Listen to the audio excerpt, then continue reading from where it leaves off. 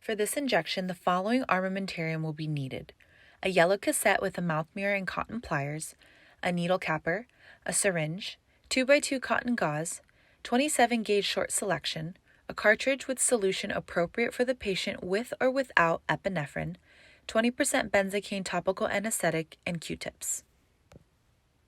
Before administering this block, the cartridge must be loaded with the top portion in first.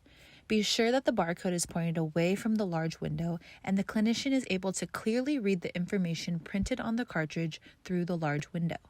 Provide one strong twist of the syringe so that the harpoon is engaged, and never pop the harpoon with the palm of your hand. Check that the harpoon is engaged by carefully pulling back slightly on the thumb ring.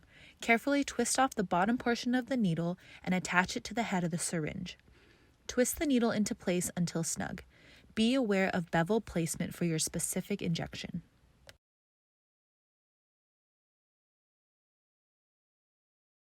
For the GP, the nerve anesthetized is the greater palatine nerve.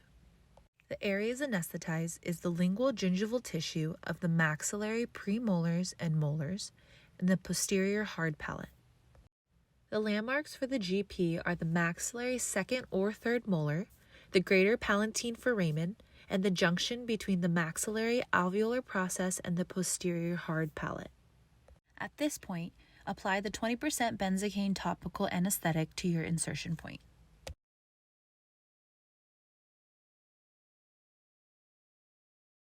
For this injection, be sure to use Q-tips or the opposite end of the mouth mirror to blanch the tissue.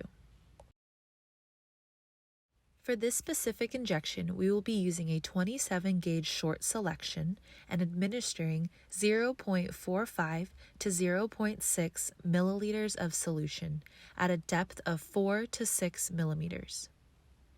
The point of insertion will be at the palatal tissue 1 to 2 millimeters slightly anterior to the greater palatine foramen. We will be aspirating one time.